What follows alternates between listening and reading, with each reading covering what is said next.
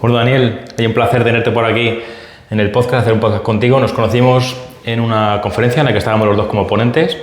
Eres un experto en temas inmobiliarios. Si quieres, para que la gente que nos esté viendo sepa a qué te dedicas exactamente, qué es lo que haces, preséntate un poquito.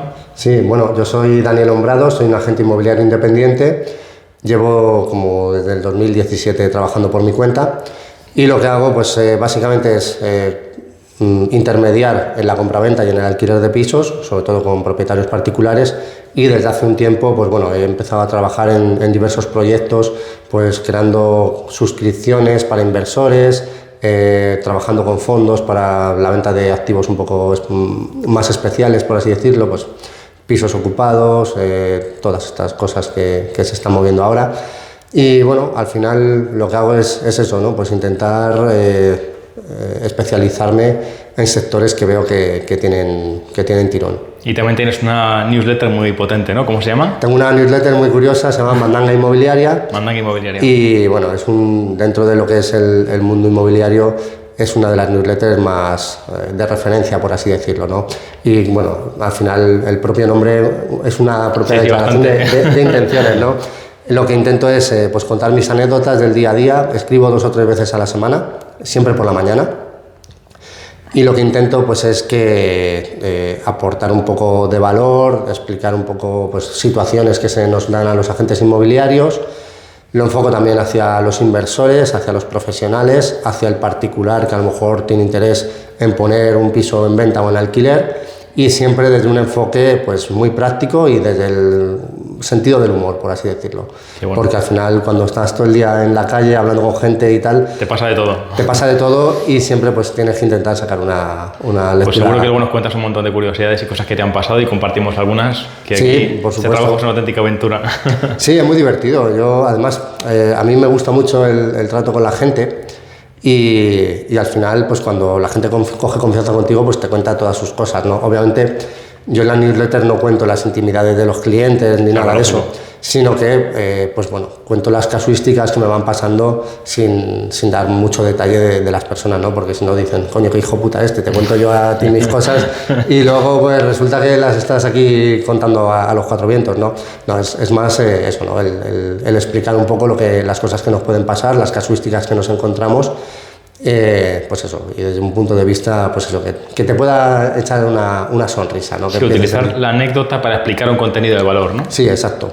Y luego siempre una llamada a la acción, pues para dirigir a la audiencia hacia lo que quiero. Es decir, a veces digo que vendo pisos, a veces que los alquilo, a veces hablo, por ejemplo, de que también gestiono seguros de impago, otras veces hablo de que llevo la gestión integral de los alquileres. A veces también, bueno, yo tengo clientes que les busco piso, entonces de vez en cuando también puedo ofrecer ese servicio de personal superinmobiliario, que no es algo que haga constantemente, pero a lo mejor en algún momento puntual que creo que voy a tener pisos y que a lo mejor voy a poder ofrecer este servicio con más garantías y que me va a llevar menos tiempo, porque al final no es lo mismo la intermediación que hacer la búsqueda del inmueble. Son, digamos, 2 trabajos opuestos, ¿no? Entonces, cuando veo que voy a poder dar ese servicio de una forma fácil, que no me condiciona todo el trabajo del día a día, pues también lo puedo ofrecer, ¿no? Y por ahí pues también salen bastantes clientes, claro. Qué bien, qué bien. Ahora piensa que es un momento en el que el mercado inmobiliario, yo llamo que estamos en una situación de ultrademanda, es decir, es una demanda disparada, hay muy poquita oferta, la inversión, digamos que ya se ha puesto no de moda, sino que ha calado, digamos, en el ciudadano medio. Antes el invertir en inmuebles era como algo muy de nicho, ¿no? Muy de el inversor, el subastero, era como gente marginal, por así decirlo, que se dedicaba a estas cosas, ¿no? Ahora es algo que se ha democratizado, que cualquier persona tiene acceso a este tipo de inmuebles. Entonces hay una lucha por encontrar las buenas oportunidades, ¿no? Y el contar con un personal shopper o con un agente de confianza pues es interesante, ¿no? Y por ahí sí que también me entran muchos clientes, lo que pasa que no puedo dar servicio a todos, ¿no? Entonces, de vez en cuando abro alguna plaza, abro una plaza para trabajo de personal shopper, 3 meses. Y luego, si veo que a los 3 meses lo hemos hecho bien y tal, y no sé qué, y no ha habido mucha historia, pues a lo mejor habrá otra. Si ha sido una operación larga que no hemos encontrado y tal, y nos ha llevado más tiempo, digo, bueno, pues ya cuando me apetezca ya sacaré otra plaza. Pero este fin de semana estuve en un mastermind en Andorra con expertos inmobiliarios, por citarte alguno, a lo mejor los conoces, Richard Gracia, Alex Gris, estuve con algunos así de temas. Sí, con Pau Antón, me dijiste también, ¿no? Mi coleguilla. Y todos coincidían en el hecho de que hoy en día no hay producto en el mercado, que no hay prácticamente viviendas. De hecho, aquí en el despacho lo vemos que tenemos muy pocos problemas para vender cualquier inmueble, porque hay muchísima demanda por parte de los compradores. Sí, tal cual. Entonces, cuando encima al comprador le dices que tu ventaja es que además, aparte de buscar pisos en el mercado, como hace cualquier personal shopper, que eres un experto captador, porque claro, mi especialidad es la captación de inmuebles para luego venderlos. Claro. Entonces es un plus, es un valor diferencial. Yo se me da bien la captación porque es algo que es el enfoque de mi negocio desde que me puse por mi cuenta, es localizar propietarios particulares que quisieran vender o alquilar propiedades y a partir de ahí pues trabajar, ¿no? Yo empecé en la zona de Carabanchel Alto y sí que esa zona la tenía muy fidelizada, trabajé mucho boca a boca, trabajé mucho con administradores de fincas, conserjes, profesionales de diverso tipo que trabajaban por allí y entonces me hice más o menos conocido en la zona y de ahí pues me he ido expandiendo, ¿no? Entonces la captación la tengo bastante controlada, no es que capte 20 pisos al mes, ni mucho menos, porque tampoco le podría dar servicio, claro. Pero sí que un par de captaciones al mes sin ningún problema. Y cuando hablo de captaciones, hablo de captaciones en exclusiva y captaciones en precio, ¿vale? Que muchas veces me ofrecen cosas y directamente las rechazo, ¿vale? Porque captar una cosa que no puedes vender es un problema, claro. Para ti y para el cliente, pero sobre todo para ti, porque te está robando tiempo que puedes dedicar a cosas más productivas y porque estás poniendo en juego tu reputación. Si tú captas un piso y una persona ha confiado en ti, pero no se lo puedes vender, pues obviamente estás tirando piedras sobre tu tejado, ¿no? Y más o menos ahora, ¿qué rotación tenéis desde que te entra un inmueble hasta que lo vendes? ¿Qué rotación estás viendo en el mercado? Yo en menos de un mes ya lo tengo reservado. ¿Un mes? En menos de un mes. Fíjate. Hay algunos que se venden, que se reservan en una semana o en dos, en las primeras visitas, y generalmente en menos de un mes lo tienes reservado. Si captas en precio, claro, si captas mal, no. Yo, por ejemplo, aparte de inmuebles, de pisos, también trabajo otros activos que no son mi especialidad, pero como al final, pues ya cuando estás en este mundillo conoces a mucha gente, ese producto que yo no le puedo garantizar al propietario que se lo voy a vender, imagínate, un hotel o un edificio o lo que sea, ¿no? O un terreno en una zona que no conozco. Ahí yo al propietario se lo explico y le digo, mira, no me interesa la exclusiva, que a veces me han llegado y me han dicho, te dejo esto en exclusiva. No me interesa la exclusiva porque lo primero, no sé si te lo voy a poder vender. Es decir, lo puedo ofrecer, lo bueno es que es directo del propietario, pero tampoco quiero tenerte aquí, claro, atado 4 meses cuando ni siquiera yo sé si te voy a poder dar este servicio, claro. Bien, ¿sabes? Si te voy a, o sea, el servicio te lo doy, pero estamos aquí para venderlo, ¿no? Entonces, si yo no estoy 100% convencido de que te lo voy a poder vender, pues no tiene sentido que gastemos una... Y Remo, ¿te encuentras tú? Estamos en una época de tipos bajos y tal. ¿Te encuentras ahora muchos problemas para que los clientes, los compradores, financien esas hipotecas para comprar la casa o no? Pues el problema que yo estoy viendo es que, ahora la mayoría de los pisos que vendo son para inversores, ¿vale? Antes había mucho que era primera vivienda o vivienda habitual, de gente que vivía de alquiler y se quería comprar una casa, o gente que tenía su casa propia pero quería, pues lo típico, darle el salto a otra más grande, o al revés, que vivían en una casa grande y ya los hijos se habían ido de casa y querían cambiar, ¿no? Pero ahora casi todo es inversión, lo más rápido son los inversores. Y hay muchos inversores que compran al contado, pero hay muchos que van con apalancamiento. Y el problema del apalancamiento es que, claro, el inversor que va con apalancamiento quiere unas cantidades muy altas, claro, del 90 para arriba, y claro, todo el mundo dice, no, yo soy solvente, tengo no sé cuántos pisos, no tengo problema con los pagos y tal, pero luego, claro, esa gente no suele tener liquidez, ¿vale? Porque la tiene metida en no sé cuántas miles de historias, y las hipotecas son las que más problemas dan, ¿sabes? Las que son de inversores que están utilizando la estrategia de apalancamiento para crecer rápidamente, porque tienen poca liquidez, quieren hacer señales condicionadas y tal, y yo a todo el mundo se lo digo, yo no hago señales condicionadas y si eres inversor, de ahorras 10%. Ya está. Estuve este fin de semana, como te digo, y estuve con el director general de MyInvestor, de Ansbank, el banco andorrano, y ellos son de los bancos que, entre otros también, ¿no? Pero ellos ignoran activos financieros, con lo cual si tú tienes a lo mejor activos financieros con ellos, fondos monetarios, lo que sea, te los ignoran para utilizarlos como garantía para prestarte dinero para las hipotecas, ¿no? Con lo cual es también una vía interesante. Hombre, eso es una maravilla, sí. Porque luego cuando compras el piso lo hipotecas, quitas la pignoración y la utilizas para pignorar otro activo. Entonces es una forma brutal de seguir comprando sin... Y de hecho otra cosa muy interesante es que algunos inversores lo que hacen es que piden financiación para no tener problemas con la CIRBE, piden financiación fuera de España, donde no cruzan información con la CIRBE, porque tú ahora pides una hipoteca aquí en España, si tienes otras hipotecas adquiridas con otras entidades financieras, te van a cruzar la información, a lo mejor no te lo conceden por tema de riesgos, pero si vas fuera del entorno donde crucen información con la CIRBE, a lo mejor te... ¿Y qué porcentajes están dando en otros países? A lo mejor no son tan altos o sí. Pues no me lo sé porque yo no lo he solicitado, pero sé que entre lo que consiguen aquí en España más lo que consiguen fuera sí que llegan al 100%, ¿eh? Curioso. Que yo conozco.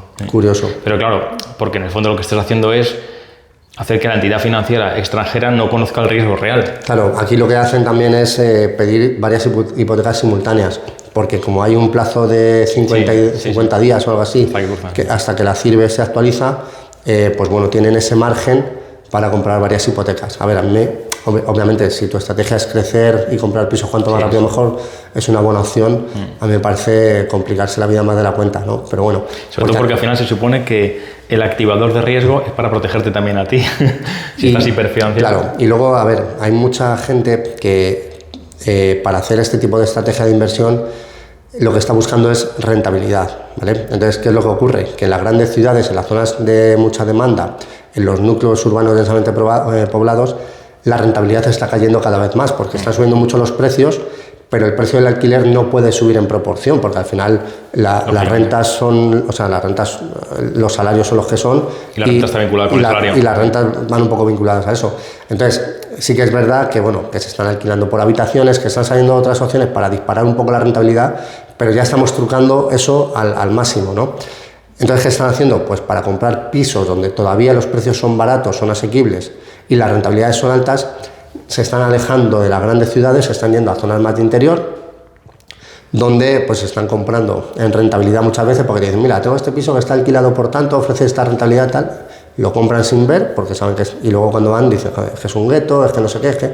Y la única forma de venderlo cuando lo quieren vender es volverlo a vender en rentabilidad a otra persona que le interese este tipo de estrategia, o si no, se la ven canutas, ¿sabes? Yo he vendido algún piso así cuando estábamos con el Club Inmobiliario 2.0. Hace 2 años sacamos un proyecto que era el Club Inmobiliario 2.0, que era venta de pisos por suscripción, ¿vale? Pagabas 400 euros y tenías acceso durante 6 meses a las oportunidades que iba sacando el Club Inmobiliario, ¿vale? Entonces éramos 6 agentes que estábamos metidos ahí. Estaba Julio, que llevaba toda la parte de Ibiza, Baleares y tal. Simón, que llevaba Málaga y Córdoba. Rubén, que llevaba Granada. Y Alex Delicado, que llevaba Barcelona, y yo, que llevaba Madrid. Y luego teníamos a Alex Azagra, que era el financiero, que luego a su vez él también, como trataba mucho con inmobiliarias para sacar las hipotecas y tal, pues esas inmobiliarias nos iban también pasando producto y cosas así, ¿no? Entonces daba la casualidad de que cuando yo captaba pisos en Carabanchel, que eran pisos que tú ponías en Idealista y los vendes en menos de una semana, porque al final, pues imagínate, pisos de 120.000 euros que los podías alquilar por 800, pues eso lo publicas en Idealista y vuela, ¿no? Pues los suscriptores del club, los que pagaban los 400 euros, ni siquiera venían a verlos, porque claro, la rentabilidad no era el 10% que tenían ellos de límite para saber si un piso era rentable o no, ¿no? Entonces nos dimos cuenta de que lo que se vendía pues eran esos, era pues en Tarragona, en Alicante, en provincias de segunda fila, de segunda fila desde el punto de vista inmobiliario, pero que claro, que luego cuando la gente iba a verlos, pues muchos los compraban sin ver. Iban a ver la zona, no, es que claro, la zona es un gueto, es que no sé qué, es que no sé cuántas, es que no me esperaba. Sobre todo afecta más que la rentabilidad del alquiler a la revalorización de ese inmueble a futuro, ¿no? Porque si es una zona que a lo mejor no tiene mucha demanda, lógicamente ese inmueble no se va a revalorizar. Sí, a ver, yo lo que siempre digo es que a la hora de invertir también tienes que estar pensando en la salida. Eso es. ¿Vale? Entonces, claro, obviamente los inmuebles, si tienen buena rentabilidad, lo vas a poder vender, pero el día de mañana, cuando a lo mejor se te quede vacío y lo quieras volver a alquilar, pues te das cuenta de que a lo mejor el perfil de inquilinos que te ha estado pagando no es el... Claro. O sea, ya no estamos hablando de que sea el típico argumento de decir, no compres pisos pensando que seas tú el inquilino que va a vivir ahí. Ya, pero entre yo y la gente del gueto hay un abanico muy amplio de opciones, ¿no? Entonces, claro, cuando te das cuenta de que tu piso es un piso patera, de que las fotos son muy bonitas pero está todo destrozado y que cuando lo quieras volver a alquilar pues te vas a tener que meter... Y claro, no es lo mismo meterle 10.000 euros a un piso de 300.000 claro, que 10.000 euros a un piso de 40.000. Claro, sí, porque claro. hostia, tío, que es un 25% del precio, claro. Pues es que un termoeléctrico es un termoeléctrico para este piso o para cualquier otro, sí. claro. Sí que es cierto que, hombre, yo desde el punto de vista así como inversor, me parece, vamos a sacar aquí un debate, ¿eh? Sí. Me parece poco atractivo el alquiler. A mí me gusta más comprar, reformar y vender que no comprar y alquilar. Más que nada no por otra cosa, sino por el hecho, y me parece más rentable, lógicamente, ir fuera de las grandes ciudades, ¿no? De hecho, está muy de moda ahora Elche y algunas zonas aquí de Levante, donde la rentabilidad es mucho mayor. Pero en términos así de inversor, yo, por ejemplo, me siento más atraído por entradas y salidas rápidas, compro, reformo y vendo, que no por quedarme anclado con una inversión, porque hoy en día la legislación protege bastante al inquilino en ese tipo de cuestiones, con lo cual luego, si tienes algún problema de vulnerabilidad, etcétera, digo siempre como inversor, no me resulta muy atractivo, no sé cómo lo ves tú. Sí, a ver, yo opino igual que tú. Es decir, al final el dinero, si compras barato, puedes acceder a esos inmuebles, pues le das haces el trabajo que sea, vendes y repites. Ahí está el dinero. El tema es, si no tienes la capacidad para comprar, ¿vale? Y tienes que apoyarte en una hipoteca, pues a lo mejor tu estrategia tiene que ser otra. El coger y decir, bueno, empiezo con un pisito, ¿sabes? Este pisito me va generando rentas, compro otro pisito y luego cuando ya tengo un volumen de pisos potente que me da un flujo de caja bastante alto, ahí sí puedo entrar a hacer eso. Pero ¿Cómo es la opción de que para aquellas personas que estén arrancando pacten con el propietario que ellos van a reformar el inmueble y luego de la venta van a obtener una ganancia en cierta proporción? Es decir, tú eres el propietario del inmueble, yo como inversor me autorizas a que lo reforme y te lo vendo y luego de ese incremento que yo me ocupo de pagar la reforma, etcétera, y de la ganancia la repartimos a medias o en el porcentaje que sea. Bueno, es muy complicado que convenzas a un propietario de eso, porque al final, a ver, salvo que el propietario sea un inversor y le interese por lo que sea, a un propietario particular que tú te metas para atrás, ¿no? Que tú te metas en mi casa a hacer una obra para que luego ganes, no sé, aunque yo lo pueda vender también más caro y tal.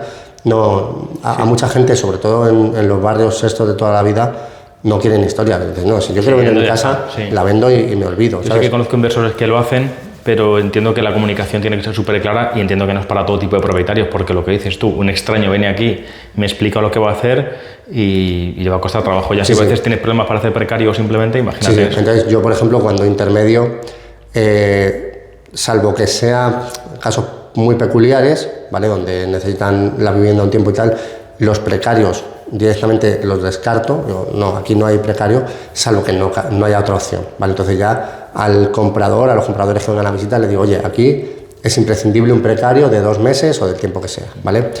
Pero, por ejemplo, hay gente que me ha pedido, oye, si yo firmo arras, necesito empezar la reforma antes de escriturar, tal.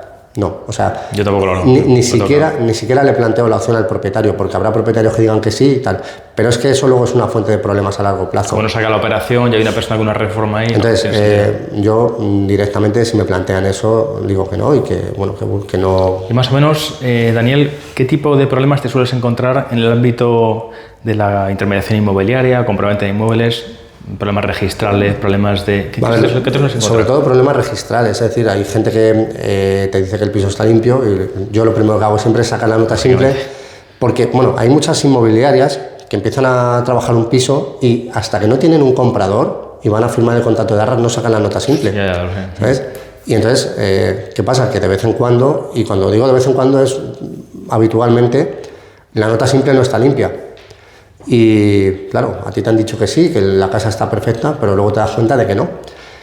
Y eso es uno de los problemas. Entonces, la gente quiere vender la casa, entonces vamos a captarlo, firmamos la nota de encargo, pillo la nota simple y digo, que antes de empezar a mover nada, aquí hay un problema.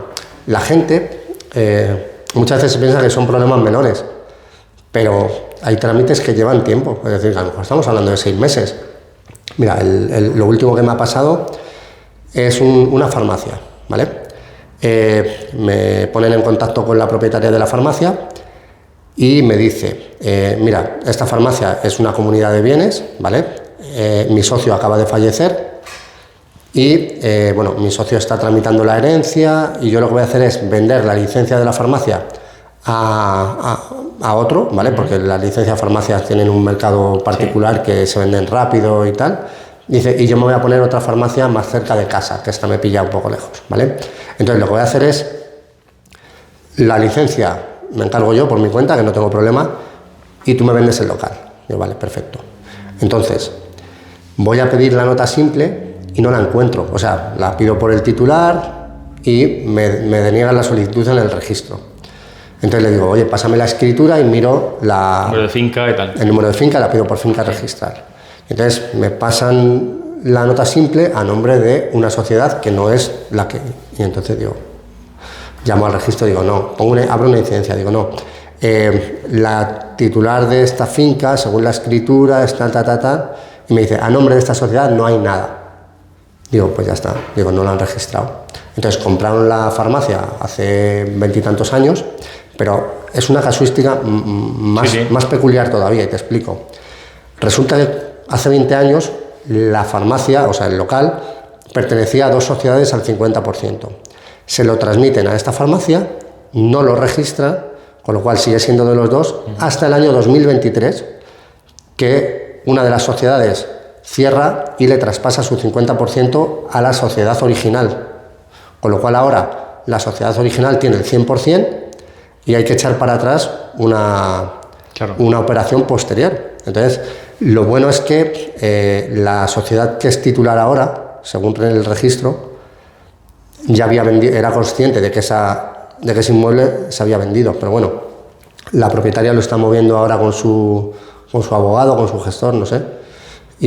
Pero bueno, eso, si yo no se lo saco al pedir la nota simple... No te enteras hasta ya de la firma de las arras. No te enteras, claro. De hecho, una de las cosas que a colación de lo que comentas, que lo hemos comentado tú y yo en privado, la importancia de inscribir en el registro de la propiedad cualquier compra-venta, ¿no? Porque a nosotros nos ha pasado la figura aquí en el despacho con la figura de la doble venta. Una persona que es propietaria de una finca se lo vende a otra, esa persona no lo registra por el motivo que sea, y luego, queriendo o sin querer, el propietario inicial se olvida de esa operación y se la vende a un tercero. De tal suerte que ese tercero lo inscribe en el registro de la propiedad y aparece saltándose al primer comprador. Y la legislación registral de hipotecaria lo que hace es que protege a ese adquirente de buena fe, que es ese tercero que ha intervenido ahí y ha comprado pensando que no había nadie en medio. Así que cuando hay una doble venta, claro, tú te das cuenta, en este caso imagínate la situación que tuvimos aquí con este cliente que no lo escribió y luego te encuentras con el problema de que tu finca, lo que tú has comprado hace no sé cuántos años, está a nombre de otro y encima que tiene más derecho que tú. ¿Y qué pasó al final? Pues en este caso hay resolución del Tribunal Supremo que vienen a decir que hay un adquirente de buena fe que es el otro. Reclamamos al primer vendedor al final lo resolvemos extrajudicialmente, una indemnización por el perjuicio. Valoramos la finca al precio actual, se le compensó con indemnización de perjuicios y tal. Y al final resolvemos de manera extrajudicial. Pero es un problema el hecho de que tú tu finca no la escribas, porque se puede generar... Claro, imagínate que construyes ahí una casa o lo que sea y luego resulta que... Claro, sí. En este caso se solucionó de esta manera, pero si te vas a un procedimiento judicial, tú colócate en la posición del adquirente de buena fe, el que ha comprado a alguien que aparece en el registro de propiedad como propietario. Pues aparece en el registro, yo le compro esta finca e inscribo. Yo no sé que previamente este propietario se la había vendido a otro. Así que tu derecho está garantizado. Pero claro, el otro que ha hecho una doble venta es el que tiene que pagar los gastos, lógicamente, la indemnización. Sí. Pero tú tu finca la has perdido ya, ¿eh? No, el tema es complicado. Entonces, bueno, en este caso concreto no sé cómo acabará. Entiendo que acabará bien porque el que es titular era el que se le había vendido originalmente. Entonces, bueno, ahí estamos. Y luego, pues bueno, casos en los que, por ejemplo, pues no están tramitadas herencias, que se piensan que sí y resulta que no, que hay que hacer trámites pendientes. hipotecas del Instituto Nacional de la Vivienda de 60.000 pesetas del año 72 y que dicen, no, oye, esto ya está pagado, sí, está pagado, pero claro, es que son hipotecas que ni siquiera, o sea, como pertenecían al Instituto Nacional de la Vivienda, que luego pasó al Ministerio de Fomento, que no sé qué, no sé cuántas, ya no va por instancias, sino que tenían que hacer una escritura en el ministerio y luego llevarla al notario y a lo mejor te tirabas 4 meses, que si es una hipoteca normal, con una instancia por caducidad, ya está, pues cosas así, ¿no? Y dices, hostia, y a lo mejor son trámites, esto que no sabes cómo hacerlo, hasta que, claro, luego ya cuando te has encontrado con 7 o 8, porque en la misma zona resulta que están todos los pisos igual, que muchas veces te dicen, no, está limpio. Y digo, no, seguro que no está limpio porque tu vecino le pasó esto y tal. Y cuando se lo enseña, dice, hostia, pues esto no lo sabía. Si acá nosotros con las herencias nos pasa muchísimo que nos encontramos con inmuebles inmatriculados, a lo mejor. Algo que dices que es tuyo, pero no está en el registro de la propiedad a nombre de nadie, con lo cual hay que hacer inmatriculaciones de finca para la venta. O que está en nombre de IBIMA. De IBIMA, claro, sí. IBIMA, vale. Y tienes que buscar la escritura que está en papel que se deshace y a ver cómo localizas eso, ¿no? Claro. Y claro, a la gente dice, pero busca una escritura de hace 50 años. Dice, yo qué sé, tío. O sea, ¿Te encuentras tú con muchos problemas así de herencias e inmuebles? ¿Te encuentras con situaciones así conflictivas? A ver, no tanto, o sea, cada vez menos, pero sí, de vez en cuando pasa. Hace poco vendí una casa igual. Era 2 hermanos, la madre había fallecido y tenía una hipoteca que estaba a nombre de la madre, del tío, que también había fallecido sin tramitar la herencia, y a nombre de uno de los hijos. El problema era que los hijos no trabajaban, estaban en el paro, no tenían ingresos y no tenían dinero para tramitar la herencia. Y claro, como había una hipoteca, ya estaban acumulando cuotas impagadas. Claro. Y claro, era pues una hipoteca que a lo mejor les quedaba por pagar 100.000 euros, pero la casa valía 400.000. Y no podían vender la casa porque no tenían para tramitar la herencia, con lo cual ahí sí que fue un tema complejo y además como la hipoteca estaba a nombre del tío, a lo mejor hasta ponían pegas para vender porque la carga estaba a nombre de alguien del que la herencia estaba pendiente, o sea que fue un jaleo. Por suerte luego, bueno, pues haciendo las cosas bien se consiguió vender, pero el tema que muchas veces dices, joder tío, ¿cómo es la gente?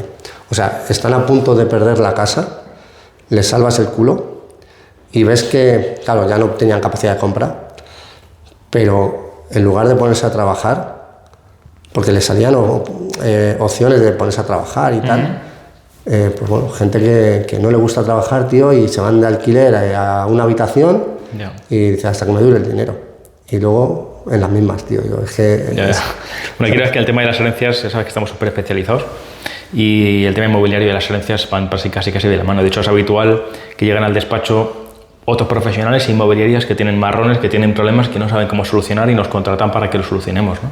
Como te digo, inmatriculaciones, herencias que no están arregladas y nos toca arreglarlas para que se vendan los inmuebles limpios, porque es lo que dices tú, como te encuentres luego un marrón importante. Mira, estamos haciendo una cosa en Ciudad Real ahora mismo. ¿Qué es lo que pasa? Que es una finca que está, como te digo, inmatriculada. Bueno, pues vamos a hacer la operación conjuntamente con el comprador para que se inscriba por el artículo 205 de la hipotecaria, se inscriba directamente con el segundo título. Pero claro, aquí ¿por qué no hay financiación? Pero el problema lo tienes porque un banco, claro, tú sabes perfectamente, un banco no te va a financiar ninguna operación de compra-venta si no está inscrito a nombre del vendedor. Totalmente. Antes se podía hacer así. Yo recuerdo que antiguamente, llevo 20 años en esto, sí que a veces te lo hacían así de esa manera, pero ahora ni por casualidad. No. O está a nombre del comprador, del vendedor, o no te lo inscriben. No, los bancos son muy escrupulosos con la información y como haya cualquier cosa no... ¿Y te has encontrado tus fincas con embargos de Hacienda y tal para hacer operaciones? Me he encontrado fincas con embargos y una muy curiosa con una hipoteca de un particular. Es decir, imagínate, yo te debo pasta a ti. Se puede hacer, claro. Y tú me hipotecas a mí la casa, ¿vale? Entonces, aquí el problema, claro, el hombre había fallecido, ¿vale? Y ahora eran los hijos los que estaban tramitando la herencia y la querían vender. Entonces saco la nota simple, que ellos tampoco eran conscientes de este tema. Y aparece la hipoteca de un particular. Aparece la hipoteca de un particular. Y entonces, claro, el padre había muerto hace mucho. O sea, no es que estuvieran tramitando... Y entonces me dice el chaval, dice, es que mi padre, dice, era un tío que tenía muchas deudas, que le gustaba el juego, le gustaba irse de putas, todo, ¿no? Dice, entonces tenía un carajal ahí, dice, y porque el piso era de mi abuela, o sea, debía ser que el padre, por lo que fuese, acabó viviendo en casa de la abuela y cuando tenía deudas, lo que se hipotecó fue el piso de la abuela. Es que no recuerdo exactamente el detalle, pero vamos, la hipoteca estaba a nombre de un particular porque el padre tenía deudas, ¿vale? Y la hipoteca, pues por caducidad, se podría cancelar dentro de 5 años, claro. Entonces, yo le decía a estos, digo, aquí el problema es que yo no sé si tu padre pagó la hipoteca, porque además esto se ha olvidado, ¿sabes? O sea, ¿a vosotros han reclamado algo? No, nada. Pues mira, lo que tenéis que hacer es esperar 5 años y por caducidad la canceláis. Pero no llaméis a este tío a ver si está pagada, porque como no está pagada... Me de pago porque no está pagado. Pues ahora claro, me la vas a pagar tú, sí. ¿sabes? Entonces, ese es el tema, ¿sabes? Porque decían, no podemos hacer nada para venderlo. No, porque tienes una hipoteca aquí. ¿Está pagada la hipoteca? No sé, necesitamos un certificado de saldo cero. Y se lo vas a pedir al que, claro, ya. Se lo vas a pedir al que hacía los... Y tú como heredero asumes las deudas que tuviera, o sea, que claro, al final... Entonces, ese era el tema. Claro, nosotros, yo me recuerdo hace no mucho que nos pasó con una finca, que fui yo personalmente a hacerlo a Guzmán el Bono, a Madrid, que tenía un embargo de la agencia tributaria, ¿vale? Una finca. No era, de hecho, era uno de los copropietarios, uno de los herederos, el que tenía esa carga, no el resto de los copropietarios. Y bueno, lo solucionamos muy rápidamente, pero ya les advertí a los clientes que esto a veces es complicado porque la agencia tributaria evidentemente no va a ir a una compraventa, que deberían ir, a una compraventa de no sé dónde para recibir su cheque o su pago y cancelar la deuda que tenga ese propietario. Así que lo que sueles hacer generalmente es que le pides a la agencia tributaria una carta de pago y lo cancelas para poder hacer la venta, pero tienen que levantarlo el registro de la propiedad. Pero eso a veces generan bastante problema en el tema de los embargos. Cuando son judiciales y tal, nosotros lo coordinamos todo con el procurador para hacer las cancelaciones, porque el que compra quiere lógicamente todo cancelado, ¿no? Todo pagado. Yo me encontré igual, un embargo del Consorcio de Compensación de Seguros. No sé exactamente lo que era, pero se lo comenté a los propietarios, que eran herederos, y decía, sí, esto es porque uno de los eran varios hermanos que habían heredado el piso, tenía deudas y tal y no sé qué, y no sé muy bien por qué aparecía el consorcio de compensación de seguros por ahí, no sé. Sí, a lo mejor habían pagado alguna cosa y habían embargado porque no habían devuelto. No tengo ni idea, pero vamos, lo levantaron ellos, levantaron ellos a través de un gestor. Y otro tema muy interesante también para la gente que está interesada en el tema de la inversión inmobiliaria es el tema de las afecciones fiscales. Cuando tú compras un inmueble aparece afecto fiscalmente al pago de sucesiones, ITP, lo que sea, ¿no? Durante 5 años está afecto ese bien al pago del impuesto por una cuantía determinada. Claro, ¿qué sucede? No sé si tú haces alguna comprobación o haces alguna cuestión, porque si yo soy heredero, por poner un ejemplo de las herencias, liquido un impuesto de sucesiones incorrectamente y te vendo la finca, yo he liquidado, el registro de la propiedad no tiene capacidad para ver si esa liquidación es correcta o no, si la oficina liquidadora, pero desde luego no el registro de la propiedad, inscriben a mi nombre y vendo. Y luego después hay una comprobación administrativa y se dan cuenta de que lo que yo he pagado es incorrecto, que me he aplicado bonificaciones que no debería, reducciones, etc. Pero yo ya me he marchado con el dinero, claro. Entonces... Claro, cuando uno hace, ahora sí que comentamos un poco cómo lo hacemos aquí, afecciones fiscales, no sé si te has encontrado, si haces algún tipo de control, haces alguna cosilla un poco... Pues, a ver, es un tema muy peculiar, porque es verdad que en casi todas las notas simples, sobre todo las viviendas que se han comprado en los últimos 5 años y no se ha hecho ningún trámite posterior, aparece ahí las afecciones fiscales, ¿no? Y el comprador, sobre todo el desconfiado o el que va de la mano de un abogado muy... Claro, sí.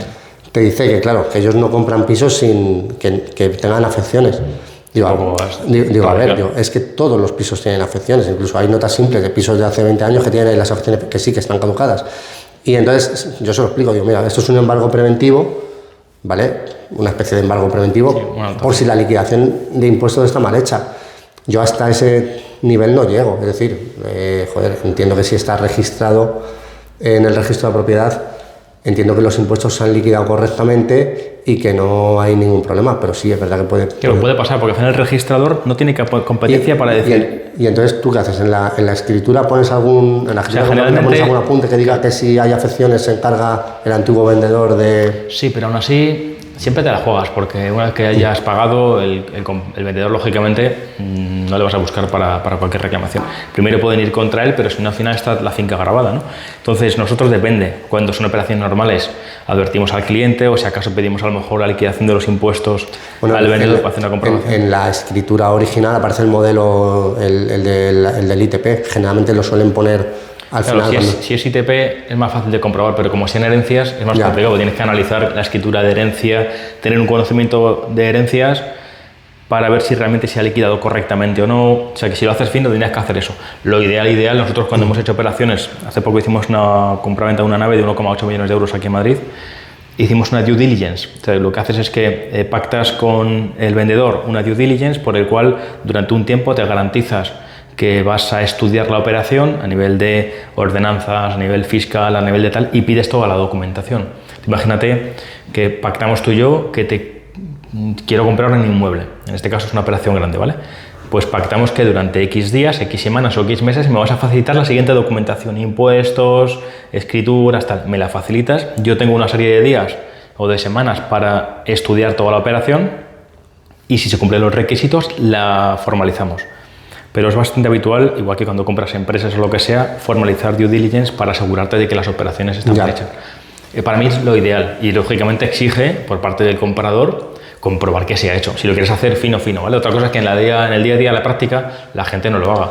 No, yo eso, la verdad que te soy sincero, no es algo que hagamos y de hecho no me consta con todos los pisos que he vendido que tras haber vendido un inmueble es muy raro, sí. le hayan reclamado a alguno porque vamos, me lo hubiera llamado y, oye, ¿qué pasa? Porque generalmente si hay cualquier problema la administración reclama primero al vendedor, en este caso a título particular, y la afección fiscal es una opción que tiene la administración pero que rara vez se ejecuta. Pero claro, en operaciones pequeñas o donde hay herencias a lo mejor, donde las bonificaciones son del 99%, el margen de error es pequeño. Claro. Pero donde la bonificación fiscal no es tan pequeña porque quizá heredan colaterales o esta es una comunidad autónoma donde los impuestos son más caros, cualquier error es importante. Aquí estamos haciendo una operación ahora, una herencia, donde hay un no residente, el impuesto de sucesiones son 400 y pico mil euros. Aquí en Madrid, entre extraños. Tú imagínate que liquidas una cantidad pequeña, vendes rápido, tal, o sea, y está en el extranjero el heredero. Sí, hostia. O sea, que puede ser una movida importante, ¿vale? Entonces, en este caso, claro, tú como abogado que interviene en esa operación, ¿qué es lo que haces? Una due diligence, compruebas todo y no sueltas un duro hasta que no has hecho tus comprobaciones. Pero claro, generalmente eso se hace de manera muy puntual en el día a día y en la práctica tú lo ves. Y en operaciones muy complejas quizás, ¿no? Yo en la intermediación, compraventa de pisos y tal, generalmente no llegamos a ese nivel, la verdad. Lo que sí, mira, me pasó hace poco una cosa muy curiosa, una herencia que era un piso de protección oficial con derecho de superficie. Entonces, claro, lo querían vender, estaban tramitando la herencia, todavía no habían tramitado, y claro, cuando yo voy a valorarlo, es un piso que a precio de mercado, sin tener en cuenta los condicionantes, podía valer, pues, no sé, 260, 280, pero claro, al ser de protección y tener el derecho de superficie, que no tenía el suelo en propiedad, por lo que se podía vender era 120. Entonces, claro, oye, ¿cómo podemos quitar la protección y cómo podemos comprar el suelo? Bueno, para comprar el suelo es un marrón. O sea, no sé si conoces, había un plan, creo que era el plan 3000 o algo así, de la Comunidad de Madrid. Imposible de entender los procedimientos. Joder, tío, esto está hecho para... La burocracia. Sí, está hecho para que nadie lo haga. Entonces, bueno, están ahí con los trámites para ver cuánto les cuesta, porque no saben cuánto les cuesta comprar el suelo de la vivienda, ¿sabes? Porque claro, tenemos que hacer números, a ver cuánto nos cuesta comprar el suelo, cuánto nos cuesta levantar la protección y por cuánto lo vamos a poder vender. Si al final vamos a salir comidos por servidos, lo vendemos en su valor legal de protección, en su valor de módulo y ya está. Ahora que sacas tema de valores, ¿cómo ves la incorporación de el valor de referencia catastral en las operaciones inmobiliarias? Tú sabes que desde hace unos años, 2022 si no me equivoco, se estableció el valor de referencia, que es el que opera, digamos, como valor de mercado, por así decirlo, en sucesiones, en ITP, en AJD. ¿Cómo ves tú el antes y el después? ¿Has notado algún cambio? Si crees que las operaciones que se hacen en Madrid, por ejemplo, que es donde sueles estar tú, están por encima del valor de referencia, que yo creo que es lo habitual, o cuéntame un poquitín cómo lo ves tú. Pues en Madrid no afecta mucho por eso, porque el valor de referencia suele estar más bajo. El problema es, por ejemplo, en operaciones en provincias, en pueblos y tal, que a lo mejor compras una casa que está en un estado lamentable por 20.000 euros y por superficie te dice que son 60.000 y claro, a lo mejor te toca pagar unos impuestos de algo que realmente no... ¿Y tú qué haces? ¿Le dices al cliente, al comprador, paga según el valor de referencia o le dices que pague conforme al precio de escritura? ¿Qué es lo que le suele recomendar? Bueno, yo lo que le digo es siempre el más alto de los dos, que es el criterio que se utiliza aquí. Entonces, cuando capto un piso, lo primero que hago es sacar, pues entre la nota simple, también saco el valor de referencia, saco el estado de la ITE y todas estas cosas, ¿no? Entonces, lo del valor de referencia simplemente es para asegurarme que realmente porque en Madrid generalmente está por debajo. Sí. Entonces eso es, aquí no supone mucha historia. Y por un lado me parece bien que se ponga esto, porque se ha dado casos, sobre todo en pueblos, donde algún cliente me lo había dicho, dice, mira, es que he comprado mi casa, te hablo de antes de que entrase el valor de referencia, he comprado mi casa, yo qué sé, 150.000 euros, la tasación salió en 220 y me están reclamando los impuestos en base al valor de tasación. Justo. Entonces, claro, ahí decía, joder, tío, ¿qué culpa tengo yo de comprar barato, ¿vale? Y de que el tasador me la haya tasado caro porque él ha querido, ¿sabes? Pero ¿por qué tengo que...? Es muy curioso porque, claro, aquí lo que pasaba es que tú te compras, al final liquidas ITP y AJD, ¿no? Por la compraventa y por la concesión del préstamo hipotecario. En la escritura de compraventa tú liquidabas ITP por el precio de compraventa, pero a continuación, en el siguiente protocolo, veías que la tasación del banco era muy superior al precio de compraventa, con lo cual te giraban ITP por ese valor de la tasación. Aquí ha pasado muchísimo, o sea que sí, tenemos ese problemilla. Claro, a ver, tú piensas que a mucha gente le interesaba tasar muy alto, claro, para la financiación, para que le diesen la hipoteca más alta. Entonces, claro, cuando veían eso, yo en Madrid no he visto reclamaciones, pero podía haberlas sabido. Pero eso sí lo he visto sobre todo en pueblos, en municipios de Toledo y cosas así. Yo aquí en Madrid, en Alcalá de Henares, lo he visto mucho. Que este tipo de cosas las hacían, comprabas por un precio y luego veían la escritura y tiraban por ahí, luego había que pagarse con ellos y tal, ¿no? Porque antes del valor de referencia estaba el valor mínimo fiscal. Si habéis liquidado por el valor mínimo fiscal, te lo respetaban y podías ir contra ese recurso, ¿no? Pero claro, para mí, por ejemplo, el tema de este valor de referencia, no sé cómo lo haces tú en este caso, pero si realmente el precio real de mercado y lo que tú pagas está por debajo del valor de referencia, no es justo que tú pagues un ITP por un importe superior al real. Lo que pasa es que el notario directamente coge y te dice por el valor más alto de los dos, no se complica y ya está. Y además luego los bancos, cuando va con hipoteca y tal, ellos le hacen la provisión de fondos al comprador en base a ese valor y ya está, no se complican. O sea, yo ahí lo que intento siempre en las operaciones es que fluya. Es decir, claro, no voy a meter yo un punto de discordia. Claro. Cuando todo el mundo acepta que eso es lo que hacemos siempre porque, claro, tú tienes dos opciones. Al final, al liquidar los impuestos, o bien liquidas el precio de la escritura o el valor de referencia, si está por encima. Si no quieres tener conflicto, liquidas el valor de referencia y apañado. Pero claro, en el fondo puedes decir, oye, si yo compro una casa que está para reformar y el valor de referencia, claro, la gente que calcula el valor de referencia no entra a la casa. Claro, eso por ejemplo pasa mucho en los pisos ocupados. Es decir, claro, estoy comprando un piso con este condicionante y ahí sí. Estás comprando por debajo del valor de referencia y cuando te reclaman, pues ahí dicen, mira, este piso está ocupado y sé que hay gente que ha ganado estos casos. Yo, mi criterio aquí, hay distintos criterios, ¿vale? Uno es liquido ITP por el valor de la escritura y espero que me reclamen y luego ya me pego con ellos, con la administración, o bien lo hago al revés. A mí me gusta más esa opción de cara al cliente. Liquido ITP por el valor de referencia y luego yo lo he fundamentado bien previamente, con informes, etcétera, recurro para pedir la devolución de ese exceso que he pagado, ¿vale? Que es lo que trato de evitar una sanción. Ya. Porque claro, tú fíjate al cliente que le llega la paralela... ¿Y te hacen caso cuando haces esta segunda vía? Nosotros sí, de hecho lo que haces es que... Me descojono, tío. Sí, claro, sí. No claro, lo creo, tío. Sí, lo que hacemos, claro, tú ten en cuenta que cuando tú recurras, ellos tienen que pedir un informe desde la oficina liquidadora, un informe al catastro. Y a partir de ahí, ves si está fundamentado o si no, y lógicamente a veces te toca... Me pasó una cosa muy graciosa con el catastro y con el registro hace muy poco. El año pasado, un cliente compra una oficina, pues no sé cuánto, era toda la planta de un edificio, ¿vale? Entonces lo que hizo fue dividirla, o sea, segregarla, y cambiar el uso, ¿vale? Con lo cual sacó 5 viviendas de la oficina original, ¿vale? Entonces, de las 5 viviendas, una mantuvo la referencia catastral original y 4 se constituyeron referencias catastrales nuevas, ¿vale?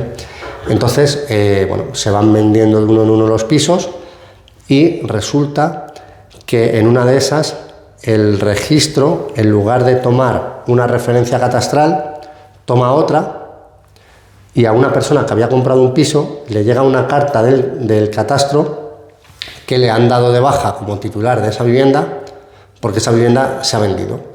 Entonces, claro, me llama y me dice, oye, he comprado esta casa y ahora me dicen que ya no es mía.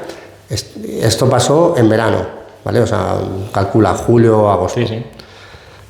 Bueno, nos tiramos hasta diciembre, claro, la compradora que le habían quitado el piso, claro, luego piensa que había otro comprador que en lugar de tener asignado a nivel registral y catastral una vivienda, le habían asignado la de esta mujer, con lo cual el otro piso seguía siendo del propietario, ¿sabes? Que ya la había vendido. Sí. Bueno, había un descojone serio. Aviso al notario. El notario me dice que él ha hecho bien la comunicación y me lo explica. Digo, vale, pues es verdad. Voy al registro. Abro una incidencia en el registro. En el registro me dicen que es del catastro. En el catastro dice que ha sido el registro que se lo ha notificado. Bueno, al final era un error del registro que había comunicado mal el catastro. Después de estar todo el verano, septiembre, octubre, noviembre, ya por fin, tío, un día ya, después de haber movido Roma con Santiago, ya en el catastro, tío, se dignaron a cambiarlo. A decir, pero joder, tío, tan difícil es, coño, hubo un momento que ya dije, todos los días voy a mandar el mail. Y todos los días a primera hora le mandaba un mail. Oye, ¿cómo va esto? ¿Cómo va esto? ¿Cómo va? Y no contestaban, tío, yo me cago en la hostia. Pues eso que dices es un problema final, digamos que de referencia catastral, ¿no? Sí. Yo he visto operaciones en las que, por un error en la escritura original, te han asignado a ti la propiedad de un piso y a mí la de otro. Claro, bueno, en el registro estaba mal asignado. Es que es una historia, porque claro, apareces como propietario en el registro de propiedad de una casa que es la tuya. Claro, entonces el registro había registrado mal, había comunicado mal, y entonces a esta persona le habían dado de baja de su piso. ¿Claro? Entonces hubo que deshacer todo el tinglao. Yo recuerdo que tuvimos aquí un asunto en el que, no recuerdo por cuál era el origen, en el que dos personas, hermanos o algo así, no sé si venía herencia, no sé cómo venía, pero yo vivía en la casa 1, pero la casa 1 estaba a tu nombre en el registro de propiedad, y la tuya, en la que tú residías, estaba a mi nombre. O sea que yo vivía en tu casa y tú en la mía, por así decirlo, efecto registral. ¿Y hicieron una permuta o algo? ¿O deshacieron la...? Claro, no se podía tocar porque no recuerdo cuál era la causa, pero el problema, claro, es que haces una permuta que tiene que tributar, etcétera. Se puede hacer una permuta, que es una opción, pero también hay otras soluciones. Esto sí sucede que la planificación fiscal previa, lógicamente, pero para solucionar este tipo de problemas, yo recuerdo una herencia en la que un heredero recibió una casa que era la del otro o algo así. Entonces, una solución que se puede hacer, que me parece imaginativa, es la siguiente: es las dos personas, insisto, hay que ver la parte fiscal, las dos personas constituyen una sociedad al 50%, aportan los inmuebles, ya los inmuebles no son ni tuyos ni míos, son de una sociedad, dejamos pasar un tiempo y luego liquidamos la sociedad, y yo me adjudico en esa liquidación la casa que quiero y tú la casa que tú quieres. Hay que ver la parte fiscal para esa aportación, claro, que se supone que tributa, ¿vale? Pero si, claro, viene de herencia y se juega con los valores y se puede jugar, puede que esa aportación no tribute, ¿no? Pero bueno, que como soluciones imaginativas a veces tenemos que buscar vías imaginativas, ¿no? Otro caso muy curioso que me acabas de recordar. Joder, tío, es que la gente es la hostia. Resulta que, bueno, una clienta me dice, oye, Dani, mi hermana quiere vender su casa, vive aquí, en una zona que yo había vendido un huevo de pisos, vete y hablas con ella. Digo, venga, vale. Entonces llego y le digo, me dice, ¿quieres ver el piso? Y digo, sí, claro, enséñamelo. Digo, pero ya me lo conozco, 3 habitaciones, aquí una tal. Dice, no, el mío tiene 2. Y digo, bueno, pero ¿por qué has tirado un tabique? Dice, no. Dice, verás. Y resulta que ella, cuando lo compró, el propietario que se lo vendió tenía toda la planta, ¿vale? Había tirado los tabiques para hacerse todo el piso, y luego, cuando ya no quería vivir ahí, pues puso el tabique donde le salió los cojones y lo vendió, uno a esta y otro a otro propietario. Me dice que se lo vendió una franquicia inmobiliaria muy conocida. Bueno, total, que dice, claro, entonces yo, desde que lo compré, mi casa es así, de 2 habitaciones, ¿vale? Es más pequeñita. Digo, claro, pero a nivel registral y a nivel catastral, 3 o las que sean, tú estás pagando por metros que te corresponden, que no son tú, que no estás disfrutando, y que cuando vendas la casa pues obviamente el que lo compre va a tener ahí un marrón, ¿sabes? Entonces, yo se lo dije, le dije, mira, aquí, no sé, algo hay que hacer, digo, por lo menos, o legalizar esto con un cambio a nivel de catastro, una modificación, para, pues bueno, si tú no quieres ya cambiar el tabique, porque han pasado no sé cuántos años y das por hecho que esta casa es tuya, pero por lo menos para que figure legalmente lo que hay. Pero claro, la otra persona, que era el propietario de una casa más grande, pues no tenía ningún tipo de interés, ¿sabes? Claro. Entonces digo, pues, dice, ¿qué hacemos? Digo, pues la verdad que no lo sé. Yo hice la consulta del catastro, me dijeron, no, hay que hacer un informe técnico y no sé qué, y no lo sé. O sea, no fui capaz de ayudarla. Aquí no muy lejos, en un despacho que tenía aquí muy enfrente, justo enfrente, un bloque entero, tiene todo el bloque entero más los metros cuadrados de todos los pisos. ¿Qué pasó? Y aquí no es una cosa rara, ¿eh? La constructora en su momento, te estoy hablando de hace, no sé, decenas de años, para ahorrar impuestos, declaró menos metros cuadrados de lo que lo realmente Sí, pero tenía. eso era muy habitual. Claro, era muy habitual para pagar menos impuestos. Y está bien, porque claro, pagaban menos impuestos en su momento. Una casa, imagínate, que tiene 120 metros cuadrados, a lo mejor cuestan 80. Está genial, el problema es que cada vez que van a vender alguno de esos inmuebles, cuando vas a hacer una tasación, claro, al final te dan menos hipoteca para el comprador. Sí, porque hay metros que no existen. Hay metros que no existen, claro, correctamente. Es como pasa en los chalés, que no está declarada la buhardilla o el sótano o lo que sea, y bueno, lo has sacado tú porque has querido, pero no... Estuve estudiando la opción de modificar todo eso, es un bloque, imagínate, de 30 pisos, poniendo un montón de gente. Pero claro, como todas las escrituras están mal, si yo lo que quiero es que aparezcan más metros y que coincida la realidad con la realidad registral, lo que teníamos que hacer era modificar todo el título inicial para decir, imagínate, si la tarta no es así, la tarta es más grande, para que todos los metros cuadrados de todos los edificios encajaran, digamos, en la tarta inicial. Y había que ponerse de acuerdo toda la comunidad, hacer una carta, es una movida, porque era muchísima gente. Al final no lo hicimos, pero claro, genera un problema práctico, porque la gente, cuando va a hipotecar su casa, va al tasador, dice, ya, pero es que en el catastro pone, el registro pone no sé cuántos metros. Sí, sí. Aquí, bueno, como era una situación de todos los vecinos, pues bueno, no es un conflicto, es decir, o lo hacemos o no lo hacemos. Sí, pero en la práctica la gente dice, si yo no quiero venderlo, soy una persona mayor, ¿sabes? Claro, no. pero en este caso, que era que a ti te estaban quitando algo que realmente era tuyo, y tenías que ponerte de acuerdo con la otra parte, por lo menos para legalizarla, y que a la hora de vender, pues tú le pudieras decir al cliente que, oye, esto es lo que hay, ¿sabes? Pues ya era más complicado, ¿no? Porque esa persona no iba a renunciar a ese otro. Y digo, es que, claro, tampoco vas a tirar el tabique y lo vas a poner en donde realmente te correspondería, ¿no? Vamos a ver si te parece bien de temas de rentabilidades. Estará mucha gente viéndonos que son inversores. ¿Qué rentabilidades medias entiendes tú que hay en distintas operaciones? Por ejemplo, en operaciones de compra, reformar y vender, o en alquiler por habitaciones, o en alquiler normal y corriente. Vale, pues mira, en Madrid comprar, reformar y vender cada vez se está complicando más, sobre todo en los barrios periféricos, ¿vale? Porque los precios han subido mucho, los precios de la reforma también, y el recorrido que podían tener antes, la diferencia que había entre los precios de los pisos sin reformar y los pisos reformados, el gap era muy amplio. Y ahora veo que los números salen muy difíciles, ¿vale? No es tan sencillo. De hecho, yo he gastado algún piso con una reforma de estas de diseño y tal. El propietario creía que lo iba a poder vender en un precio alto y no ha sido, o sea, se vende por supuesto más alto y le gana dinero, pero son cantidades que no merecen tanto la pena el tirarte 3-4 meses reformando. Y entonces, donde se están haciendo estos proyectos ya son zonas más prime, donde metes una reforma de calidad y ahí sí el valor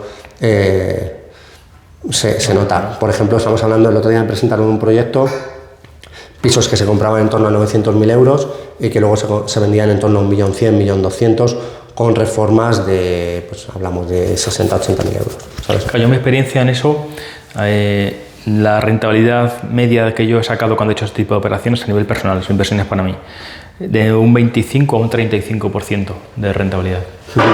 Comprar, reformar y vender. Sí, pues más o menos por ahí puede ir. Si compras en 900 y vendes en 1.200, pues bueno, quitarle la reforma, sí, por ahí, podría estar ahí. ¿Y el alquiler tradicional, cuál sería el tipo más o menos medio de rentabilidad? Bueno, cambia mucho dependiendo del barrio. Yo, por ejemplo, si nos vamos a zonas periféricas, zonas alrededor de la en torno a la M40, podemos hablar que compramos en torno a 150.000, ¿vale? Y que alquilamos entre 900 y 1.000 euros, ¿vale? Entonces estamos hablando, no sé, pues a lo mejor un 6-7% neto o algo así. Neto, 6-7% neto. Sí, sí. Luego, si nos vamos ya a zonas un poquito mejores, la rentabilidad baja mucho. Y si ya no vamos a zona prime, la rentabilidad no existe. Ahí lo que sí juegas es con un potencial de revalorización brutal. Hay muchísima gente que está, por ejemplo, barrio de Salamanca, pues ahora pues está entrando muchísimo dinero extranjero que digamos que no mira el precio, o sea, quiero tener aquí mi centro de operaciones y lo quiero aquí, y quiero un local en la calle Serrano y lo quiero en la calle Serrano, y entonces bueno, pues ahí estamos, se puede decir que jugamos en otra liga, pero a la hora de alquilar son inmuebles que no son rentables. Y luego el alquiler por habitaciones, mira, para que te hagas una idea, hace poco vendí en Orcasitas un piso de 200.000 euros y era 4 habitaciones, pero un salón muy grande que se ha sacado una quinta. Estuve hablando el otro día con el propietario y las va a alquilar en torno a 550 euros, algo así, ¿sabes? Entonces estamos hablando de que son casi 3.000 euros al mes, entre 2.500 y 3.000 euros al mes. Joder, la rentabilidad es cojonuda. Claro. O sea que a lo mejor la gente se queja de que también tiene que estar mucho más pendiente, ¿no? Porque hay más rotación, son personas que quizá van cambiando. Bueno, ¿no? el tema es que ahí es verdad que la rentabilidad no es toda para el propietario, porque ahí lo normal es que contrates a un gestor, claro, que se ocupe de toda esa parte. Y el gestor o te cobra un fee o lo que hace es, mira, yo te pago tanto por el alquiler y el resto es cosa mía, reformar, buscar al inquilino, yo me como los meses en los que el piso esté vacío, yo hago el mantenimiento y tú no te enteras de nada. Y eso ahí, por ejemplo, si quieres un día te lo presento, tengo un amigo que se llama Adrián Toribio, tiene una empresa que se llama Viverso y está enfocado en esto, en co-living, flex living y todas estas cosas. Y bueno, pisos compartidos. La mayor parte de la gente con la que tú tratas invierten como persona física, como sociedad, ¿cómo suelen hacer? Pues hay de todo, hay de todo. Yo cada vez me estoy enfocando más en gente que compra con sociedades, porque al final, bueno, tienen el tipo fiscal este del 2%, con la idea de vender en un plazo de tiempo corto. Y para mí también pues, me interesa porque es gente que me da muchas operaciones. Es decir, no todos los inversores, los grupos inversores, me dan todos los pisos para que se los venda. Claro. Pero si compran 10 al año, pues a lo mejor 2 o 3... Se aplica el tipo reducido de ITP y lo venden. Claro, ¿sabes? Y luego me lo dejan a mí, porque al final esta gente tan profesional, a la hora de gestionar las propiedades es mucho más fácil, porque ellos... lo primero, confían en tu trabajo, saben que al final te dedicas a esto y lo vas a vender, y ellos dan mucha importancia al tiempo, ¿vale? Entonces dicen, mira, yo no quiero estar dando paseos, tal, yo te pago a ti, tú lo haces, eso sí, véndelo bien, véndelo rápido y no me des problemas, ¿sabes? No quiero saber nada de si la hipoteca tiene problemas, no. Si pactamos un tiempo y ya está, y de ahí no nos movemos, no quiero historias. Entonces, los perfiles profesionales, para mí como intermediario, son cojonudos por eso, porque luego además con los precios no son tan exigentes, es decir, mientras salgan los números, me cuadra, pues ya está. No te voy a pelear 2.000 euros como con un propietario particular, que claro, cada euro cuenta, ¿no? Porque al final ese dinero lo necesito para otra cosa y se puede caer una operación por 1.000 euros, ¿sabes? Entonces, aquí son operaciones más sencillas, pero claro, para que una empresa confíe en ti y te deje inmuebles con cierta recurrencia, cuando ellos también se rodean de inversores y pueden venderlo rápido, pues no es fácil llegar a eso, claro. Sí, hecho, fíjate, nosotros, yo lo he comentado contigo en privado, aquí en el despacho, especializados en herencias, teníamos muchísimo producto, muchísimo inmueble. Lo que hacíamos era que teníamos un partner que nos vendía los inmuebles de las herencias. Hemos visto que la calidad del servicio no era la que queremos aquí, así que lo hemos hecho todo in-house. Entonces, ¿qué es lo que sucede? Que nosotros tenemos 100% de producto y se queda todo en casa, porque tenemos las herencias y lo vendemos. Y lo que me he dado cuenta es que lo que más hay es inversores. O sea, yo si te digo que necesito mañana 3 millones de euros, tardo 24 horas en conseguirlo. Sí. Hay una cantidad de gente, o sea, hay muchísimo dinero en el mercado para invertir, lo que no hay es producto. Claro. Pero yo, hablando con un montón de amigos de inversores y tal, David, si necesitas 3, 4 millones de euros, fácil. Yo en la newsletter hablo, por ejemplo, de préstamos participativos y cosas de esas. Cada vez que hablo de préstamos participativos me escriben 50, 60 personas dispuestas a meter pasta. Y no hablamos de 1.000 euros, como puede ser, por ejemplo, proyectos tipo Urbanitae y tal, que son más... No, yo hablo de 50.000 euros para arriba. Y hay gente que me dice, oye, mientras la operación sea rentable, aquí hay dinero. Dice, además puedo traer amigos que tienen pasta también y no sé qué. Dice, bueno, y de esa gente hay mucha. O sea, es verdad que hay mucho dinero y mucha gente buscando. Y es verdad que te contacta mucha gente. Y claro, yo no puedo dar producto a todos, con lo cual se genera... por eso a veces me corto mucho y es algo que, aunque me gustaría hablar más de ello, no hablo, precisamente para no generar unas expectativas que luego no voy a poder cumplir, de dar servicio a tantos inversores, ¿no? Porque claro, calientas a la gente y luego están 3 meses esperando. En noviembre hicimos una reunión de inversores para los préstamos participativos. Hay 4 que ya han entrado, queda uno por entrar. Y está, oye, ¿cuándo me toca a mí? Bueno, pues, y claro, hay que buscar los inmuebles, tal, es complicado. Pero sí, es verdad, hay mucho dinero deseando entrar en producto, sí. muchísimo. Yo lo detecto muchísimo, que para cualquier operación, o sea, lo que no tengo... Aquí hicimos una operación y en 24 horas me dejaron 1 millón de euros para un cliente. Sí. 1 millón de euros sin ningún tipo de garantía de nada. Me decían, solamente David, te he pedido que controles tú toda la operación. Pero conseguir 1 millón de euros en 24 horas es brutal. En términos financieros, dice, sin ningún tipo de aval ni garantía. Sí, pero bueno, al final está la confianza personal. Sí, lógicamente, ¿no? Claro. Sí, pero que aún así se habla mucho de la situación del mercado actual, que hay mucha liquidez y poco producto. Sí. A ver, vivimos en una sociedad muy polarizada. Es decir, claro, las noticias que oyes en la tele es el trabajo precario, no sé qué, los alquileres por las nubes, tal. Pero luego, por contra, pues hay muchísima gente pues, que vive en una situación cómoda, que tiene dinero y que tiene mucha capacidad de inversión. Es decir, dinero hay.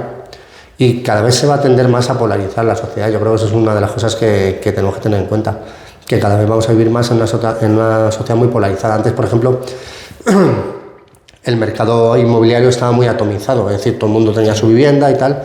Ahora cada vez hay más gente que tiene más inmuebles y cada vez es más difícil para la gente que no invierte acceder a la vivienda. Por eso es muy importante que cuando vives de alquiler, aunque no tengas capacidad para comprar el piso en el que te gustaría vivir, que empieces invirtiendo en un piso pequeñito, baratito, asequible, que te permita alquilarlo y por lo menos tienes una propiedad y con ese alquiler vas compensando también el alquiler que tú estás pagando. Con lo cual, el dinero que tú pagas de alquiler o el dinero que tú estás pagando de hipoteca te sirve para tener un piso en propiedad, porque cuanto antes empieces a comprar pisos, más fácil va a ser hacerlo y mejor te va a ir. Si no tienes propiedades, cuando llegues a una edad determinada y las hipotecas sean más difíciles de conseguir o tengas unos ingresos más bajos y los alquileres sean cada vez más altos, va a ser prácticamente imposible empezar. Entonces yo siempre recomiendo eso, que empieces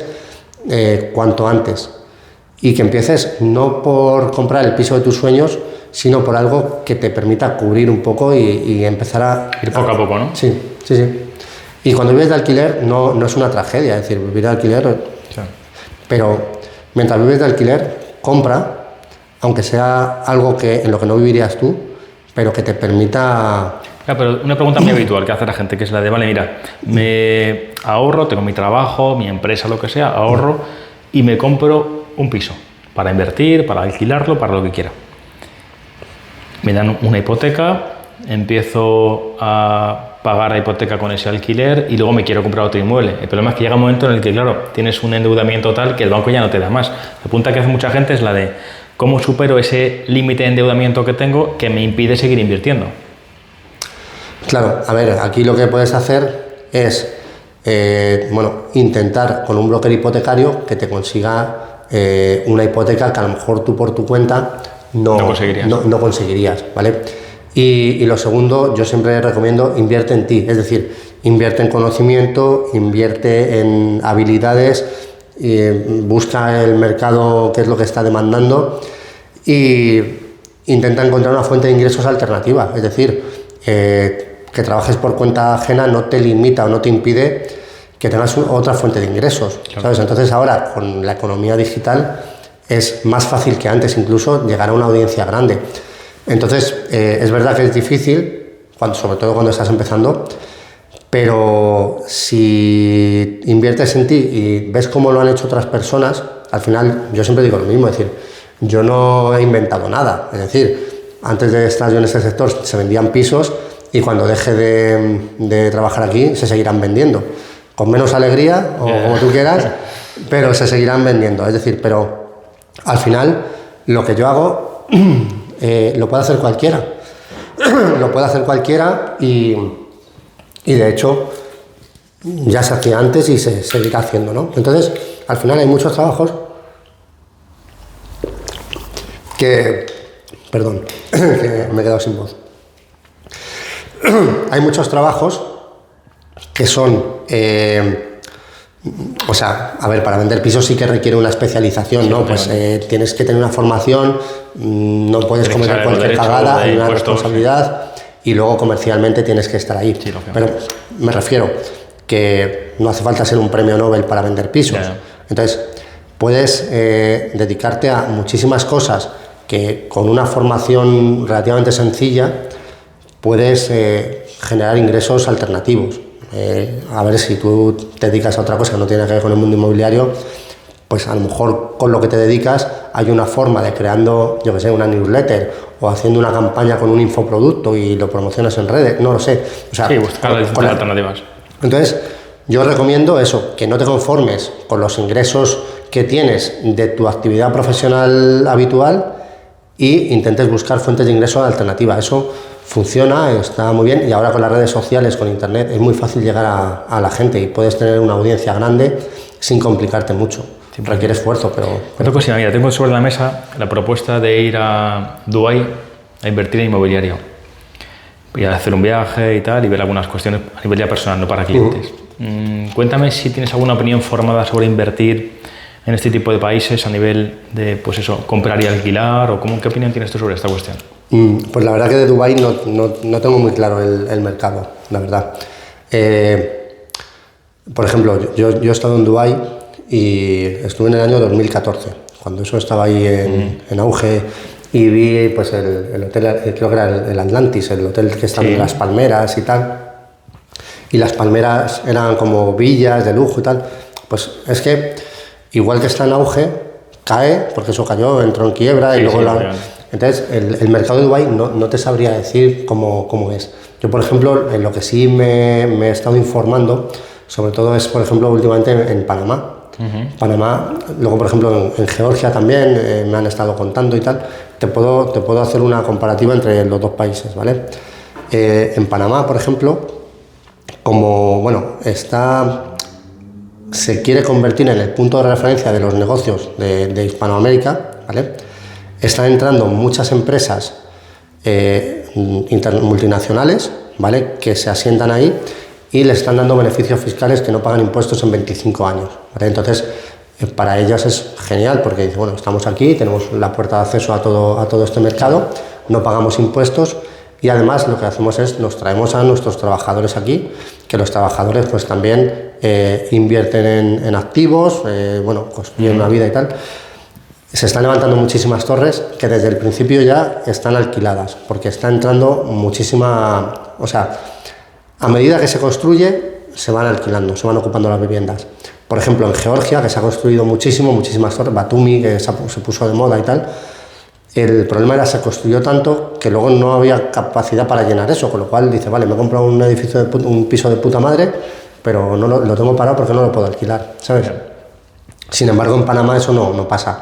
Y luego en Panamá, para los ciudadanos españoles, que somos como países amigos, podemos conseguir el permiso de residencia invirtiendo $200.000, pero que además es un dinero que podemos financiar. Es decir, si nos dan el 60% de $200.000, pues al final solo invirtiendo 80.000, podemos conseguir el permiso de residencia allí, claro. ¿Vale? Y luego una vez que consigues el permiso de residencia, las condiciones para hipotecarte son otras. También, pues eso, por ejemplo, no pagas impuestos por la compra cuando compras un inmueble. Aquí estás pagando el ITP, allí no pagas impuestos, allí pagas impuestos solo cuando vendes, que creo que era el 10% de la ganancia patrimonial. Entonces, bueno, ahí sí que te puedo decir que desde el minuto cero lo puedes tener alquilado con buena rentabilidad, con un potencial de revalorización muy alto y con bajo riesgo, porque al final se lo vas a alquilar a directivos de estas multinacionales que están buscando, bueno, directivos y compras torres en la zona financiera. Yo te hablo de la ciudad de Panamá, ¿no? Del centro financiero, pero si quieres ir a zonas un poco más turísticas, pues tienes otro tipo de negocio. Sí, la parte fiscal, nosotros tenemos un cliente que es piloto en Panamá y la parte fiscal, como dices, es un elemento bastante importante a la hora de invertir o no invertir. En Dubái, que como te decía, pues no tributas, es 0%, financiación 100%, y desde el punto de vista de la inversión, claro, tienes seguridad jurídica, en tanto que no vas a tener ocupas, ¿vale? Claro. Pero claro, el otro día lo comentaba también con Pau y tal, y me decía, claro, el problema es que en 10 años tu casa es vieja, o sea, porque construyen tanto por ahí que seguramente a nivel comparativo la gente preferiría otras piezas que la tuya, ¿no? Por tanto, yo creo que, bueno, estoy pendiente de estudiarlo, me haré un viaje seguramente para analizarlo. Lo que pasa es que Dubái, o sea, no todo es lujo. No, por supuesto. Entonces, al final, tu casa, aunque sea vieja, seguro que se la vas a poder alquilar a alguien. Vamos, sí, y se supone que hasta 2030 se va a poder edificar, luego ya no. Entonces, se supone que hay una restricción en y luego, además, a ver, bueno, Dubái tiene dos líneas, o cuando yo estuve tenía 2 líneas de metro. Una que es paralela a la costa y otra que va como hacia el interior, hacia el aeropuerto, ¿vale? Si tú compras hacia la costa, es que lo que se construya o es más hacia el interior, correcto, o es más hacia abajo, con lo cual cuanto más cerca estés de la zona noble, por así decirlo, aunque tu casa tenga 10 años, va a seguir estando en buena zona. No le veo yo problema a invertir en Dubái si las condiciones son esas. Si estamos hablando que te dan el 100%, que tienes seguridad jurídica y, hombre, el potencial de revalorización está. A mí lo que me da miedo de Dubái es eso, que igual que pueda ser otra burbuja, imagínate que mañana se pone de moda otra ciudad. Sí, claro. Sí. Entonces Dubái se queda ahí como una ciudad fantasma. Ese es el miedo que a mí me puede dar, porque todo lo que nace de la noche a la mañana y tal, pues sí, y aparte que lógicamente tienes que tener delegada toda la administración de esos alquileres, porque no te pilla al lado. Sí, pero bueno, o sea que eso le pasa a una persona que vive en Madrid y tiene un piso en Granada. Sí, pero bueno, te puedes ir a por él también, a verle. Hasta Dubái no te pilla tan cerca. Pero bueno, ya digo, yo lo tengo sobre la mesa para estudiarlo como inversiones. Pues ya me contarás de momento que estoy en fase de estudio, ¿sabes? Antes de tomar una decisión, así que lo miraremos. Pero bueno. Pues si quieres lo dejamos aquí. Creo que sí, llevamos ya una orilla y pico hablando, o sea que hemos dado un buen repaso, ¿eh? Bastante, está bien. Pues nos ha quedado seguramente muchos temas que tratar y comentar. Sí, si te apetece otro día hacemos una segunda parte, si a la gente le apetece una segunda parte o nos dan ideas para otra conversación. Vale, sí, además puede ser eso, que nos dejen aquí preguntas y también podemos hacer respuesta de dudas en modo consultorio y tal. Y eso, bueno, ha sido un placer, de verdad. Pues igualmente, estamos en contacto y seguimos por ahí. Y suscribiros a Mandanga Inmobiliaria, la newsletter más cañera del real estate. Exactamente. Así que nada. Bueno, genial. Un placer. De verdad que sí.